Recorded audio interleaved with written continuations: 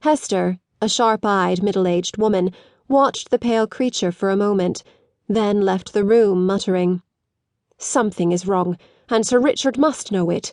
That black-bearded man came for no good, I'll warrant." At the door of the library she paused. No sound of voices came from within. A stifled groan was all she heard, and without waiting to knock she went in, fearing she knew not what.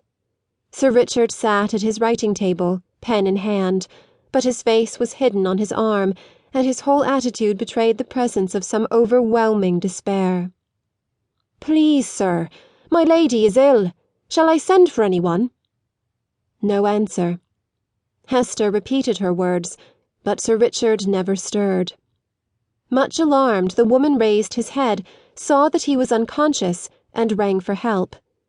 But Richard Trevlyn was past help, though he lingered for some hours.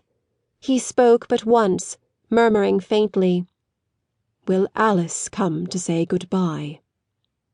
"Bring her if she can come," said the physician. Hester went, found her mistress lying as she left her, like a figure carved in stone. When she gave the message, Lady Trevlyn answered sternly, "Tell him I will not come," and turned her face to the wall, with an expression which daunted the woman too much for another word. Hester whispered the hard answer to the physician, fearing to utter it aloud, but Sir Richard heard it, and died with a despairing prayer for pardon on his lips. When day dawned, Sir Richard lay in his shroud, and his little daughter in her cradle, the one unwept, the other unwelcomed by the wife and mother, who, 12 hours before, had called herself the happiest woman in England.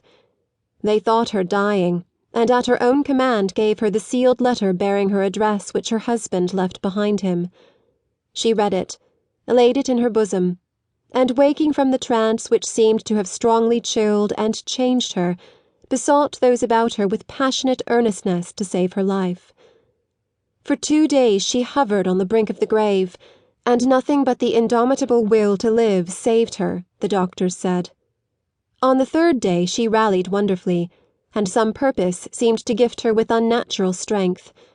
Evening came, and the house was very still, for all the sad bustle of preparation for Sir Richard's funeral was over, and he lay for the last night under his own roof.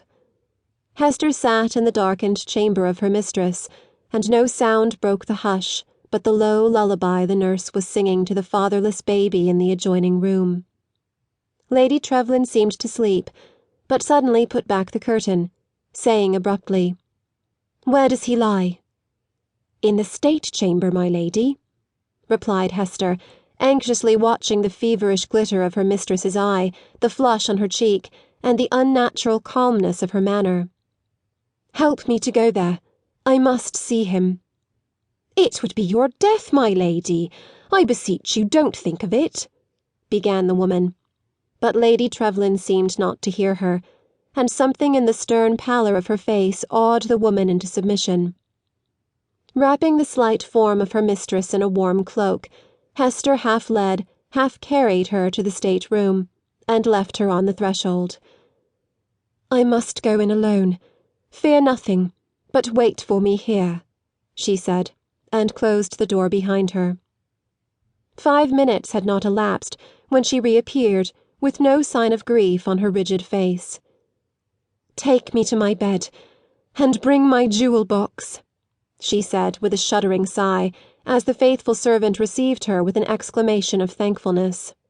When her orders had been obeyed, she drew from her bosom the portrait of Sir Richard which she always wore, and removing the ivory oval from the gold case, she locked the former in a tiny drawer of the casket, replaced the empty locket in her breast, and bade Hester give the jewels to Watson, her lawyer, who would see them put in a safe place till the child was grown. "Dear heart, my lady, you'll wear them yet, for you're too young to grieve all your days, even for so good a man as my blessed master.